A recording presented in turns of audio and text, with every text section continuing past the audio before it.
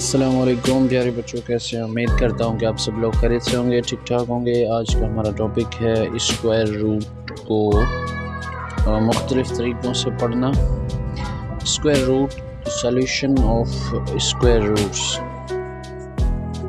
Solution of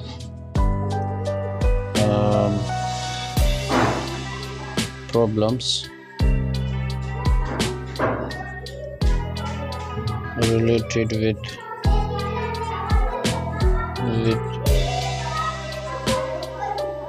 square root,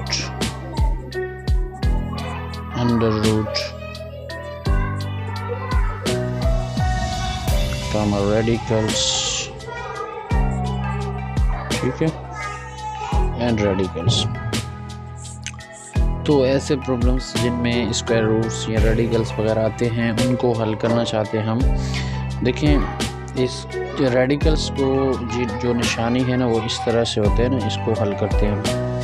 और ये वाली चीज़ को हल करने के लिए हमारे पास दो मेथड होते हैं, ठीक है। एक मेथड को कहते हैं प्राइम फैक्टराइजेशन,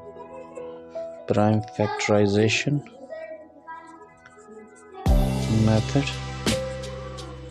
और दूसरा होता है डिवीज़न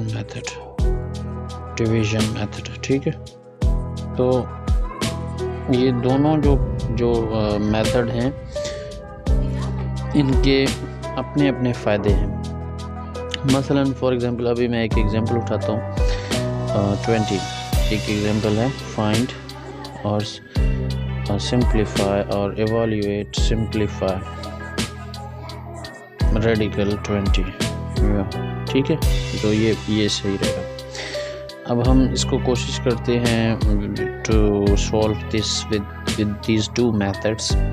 तो पहला मेथड है कि हम इसको प्राइम फैक्टराइजेशन मेथड से सॉल्व करें। प्राइम फैक्टराइजेशन मेथड से, ठीक है।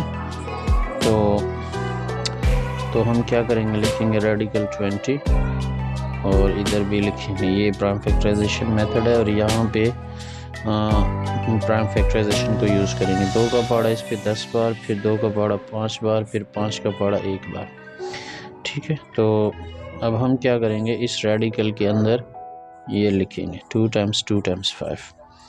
अब इसका पेयर बन गया तो ये बाहर निकल आएगा, विच इज़ 2। या फिर आप इसको इस तरह भी लिख सकते हैं, 2 स्क्वायर टाइम्स 5। जो स्क्वायर में आएगा ना, वो रेडिकल से निकल आएगा। तो यानी ये 2 बाहर आ जाएगा 2 होकर, और ये जो 5 है इसके ऊपर क्योंकि स्क्वायर नहीं है, इसका पेयर नहीं बन रहा, तो ये अंदर ही रह जाएगा। तो this will be 2 under radical 5।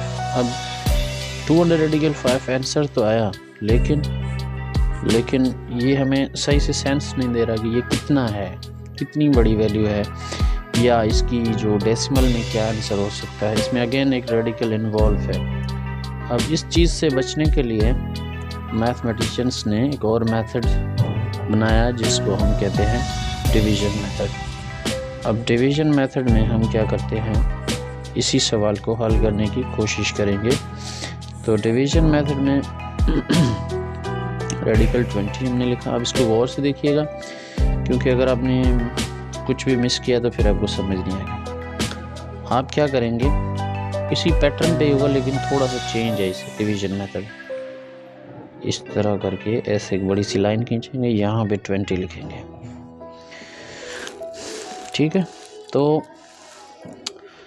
इसमें हम क्या करते हैं, पहले हम ये तयन करते हैं कि नंबर्स जो हैं वो पेयर्स में होने चाहिए।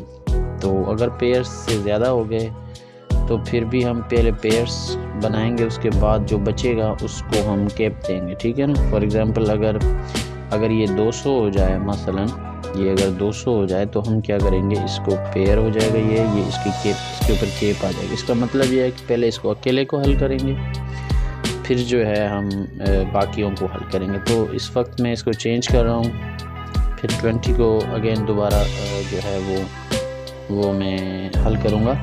लेकिन अगर हमारे पास नंबर 4 हो जाए, यानी फॉर एग्ज़ाम्पल फिगर्स 4 हो जाए, तो उसको कैसे हल करेंगे। तो उसके लिए आप क्या करेंगे, सपोज़ करिए 1200 हो गया, ठीक है। तो इसके लिए फिर आप ये पेयर बना देंगे इस तरह से। अगर 3 होंगे तो एक पेयर बनेगा, एक खाली होगा, उसके ऊपर केप लगाएंगे, लेकिन आप शुरुआत इधर से करेंगे, इस तरफ से नहीं, इधर से शुरुआत करेंगे, ठीक है। ये 1200 है फॉर एग्जाम्पल। तो मैं क्या करूँगा, एक ऐसा नंबर सोचूंगा जिसको खुद से मल्टीप्लाई करूँ तो 12 बने, अगर नहीं बन रहा तो फिर उससे छोटा बने। तो मैं कहता हूँ कि भाई अगर 4 को 4 से मल्टीप्लाई करेंगे तो 16 बनेगा, तो इससे छोटा 3 है, 3 को 3 से मल्टीप्लाई करेंगे तो क्या बनेगा 9, ठीक है। और यही वाला 3 आपने इधर उतारना है, यहाँ पे इनको प्लस करना है और ये माइनस हो गया। 12 में से 9 जाएंगे, 3 बचेंगे, तो इन दोनों को प्लस कर दें, 3 और 3 6। अब क्योंकि 6 का पड़ा इस पर नहीं लग रहा, तो ये वाला पेयर का पेयर पूरा नीचे आएगा, ठीक है।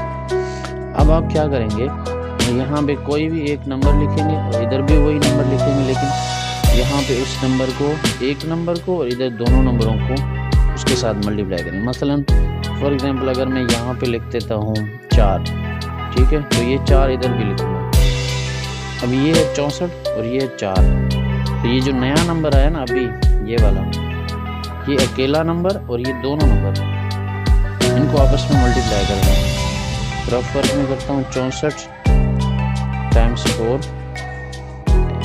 4 चौके 16, 6 1, 6 चौके 24 और 1 25, 256 हो गए, ठीक है। और अगर मैं, तो ये जो है ना 300 से कम है, लेकिन अगर मैं इसको 5 कर दूं तो क्या होगा, यहाँ पे अगर 6 हो फिर इधर 5 तो इधर भी 5 लिखूँगा। आइए देखते हैं वो क्या हो रहा है। 5, ये 2, ये 5 6 30 + 2 32, ये ज़्यादा हो जाएगा ना, 325 ये बढ़ गया, तो हमने ये नहीं उठाना है, ये वाला ठीक रहेगा। यहाँ पे 4, यहाँ पे 64, इसको इससे मल्टीप्लाई किया तो हमारे पास आंसर आया 256। अब आप क्या करेंगे, इस 4 को इधर लिखेंगे, ये दोनों ऐड हो जाएंगे, 4 और 4 8 और ये 6, ये इसमें से माइनस करेंगे, 10 में से 6 जाएंगे, बाकी कितने बचेंगे, 10 में से 6 जाएंगे, बाकी 4, और इधर 9 बच गए थे, 9 में से 5 जाएंगे और 4 बचेंगे, किधर चला गया, यहाँ पे 0। अब आप देखेंगे आपका आंसर है 34, लेकिन आप चाहते हैं कि मैं आगे और मज़ीद इसका आंसर फाइंड करूं, तो उसके लिए आपको क्या करना पड़ेगा, यहाँ पे पॉइंट लगाएंगे, ठीक है, इधर भी, और यही पॉइंट आप इधर भी लगाएंगे। फिर आप अगेन 2 0 अपनी तरफ से यहाँ से लिख सकते हैं, यहाँ पर तो वो यहाँ पे भी लिख सकते हैं आप। फिर अब ये 2 0 इधर आ जाएंगे, ये हो जाएगा 4400। और अब अगर 68 है तो मैं इधर एक नंबर मिलाऊंगा, फिर उसको इससे मल्टीप्लाई कराएंगे उसी नंबर के साथ, और हमें आगे आंसर्स मिलते जाएंगे, ठीक है। तो अगर मैं यहाँ पे जो है ना 685 कर देता हूँ, ठीक है, 5 यहाँ पे भी आ गया, 5 4 25, 5 2 days, 5 8 40 + 2 42, 5 6 30, ये हो गया 34, ये कम है, ठीक है। तो मैं क्या करूँगा, इसको और मज़ीद बढ़ाऊँगा, यहाँ पे मैं कर देता हूँ 6 8 7, यहाँ पे भी 7 7 से 49, 56 और 4, ये हो गया 60 06, ये हो जाएगा 42 और 6 42 और 6 हो जाएगा कितना होगा, 42 और 6 48, ठीक है, 48, ये बढ़ गया, तो ये नहीं उठाना है हमने, ये ज़्यादा हो जाएगा। यहाँ पे 6 करते हैं, 6, ये भी 6 है, 6 6 36 6 3 days, 4 8 49 51 51, 1 इधर, 5 इधर, और 36 और 5 41, हाँ ये ठीक है, ठीक है। तो यहाँ पे आ गया 6 इधर भी लिखेंगे और 6 इधर भी लिखेंगे। अब यहाँ से ओनली 6 और यहाँ पे 686, फिर हो जाएगा 4116, ये 6 इधर प्लस करेंगे, इसको माइनस करवाएंगे, 10 में से 6 जाएंगे तो बाकी 4, 9 में से 1 जाएगा 8, एक इधर चला गया था, अभी 3 में से 1 जाएंगे 2 और ये 0। इस तरह आगे चलता जाएगा, तो आपके पास जो आंसर है वो ये है 34.6, यानी 1200 का स्क्वायर रूट अगर आप निकालेंगे तो वो आपके पास आएगा 34.6, ठीक है। तो ये तो था, मैंने आपको समझाया कि किस तरह अगर हमारे पास 2 से ज़्यादा डिजिट हों, यानी 4 हो सकते हैं, 3 हो सकते हैं, तो आप पेयरिंग करेंगे, पहले जो बचेंगे फिर उसको अलग से आपने टेबल लगाना है। अब मिसाल के तौर पे जो ये वाला एग्जांपल था, इस पे दोबारा वापस आते हैं। इसको डिवीज़न मेथड से हल करेंगे तो कैसे करेंगे, ठीक है ना। डिवीज़न मेथड से इसको हल करें तो कैसे करेंगे, इसको जो है वही आप लिखेंगे इधर 20, ये हैं ही दो तो इनका पेयर बनेगा। अब आप दो नंबर्स को आपस में मल्टीप्लाई करो, यानी 5 5 से 25 होगा, तो हम क्या करेंगे 4 उठाएंगे, 4 4 से 16, ये आ गया 16, ये 4 इधर प्लस भी करेंगे तो 20 में से 16 जाएंगे, बाकी कितना बचेगा, बाकी बचेगा 4, ठीक है ना। तो ये 4 और 4 इधर 8 हो गया। अब 8 का डबल 4 पे नहीं लग रहा तो आप यहाँ पे पॉइंट देंगे, वही पॉइंट आप इधर भी देंगे। आप यहाँ पे डबल पेयर अभी बना सकते हैं ज़ीरोज़ का, और ये वाला पेयर इधर भी ले आए, ठीक है। तो ये वाला पेयर इधर आ गया। अब आप क्या करेंगे, यहाँ पे अगर आप फॉर एग्ज़ाम्पल 5 लिखते हैं, ठीक है, तो सपोज़ करें ये आप 5 लिखते हैं, अगर सपोज़ करें 85 टाइम्स 5 तो कितना हो जाएगा,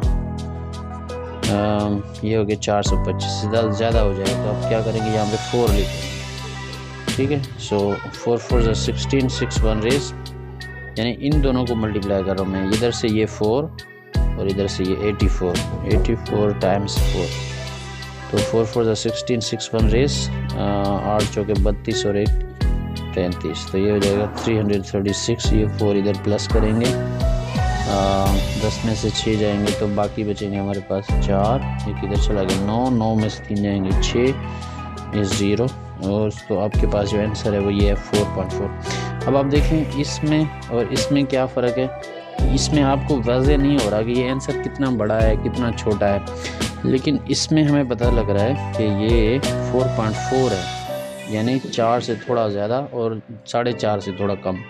तो ये और ये एक ही बात है। हालांकि अब इस प्राइम फैक्टराइजेशन मेथड में ये हमें मिला था, जिसका हम मोस्टली हमें समझ नहीं आ रहा था ना, ये ज़्यादा क्लियर है, इसमें हमें ज़्यादा समझ आ रहा है कि ये वैल्यू कितना हो सकता है।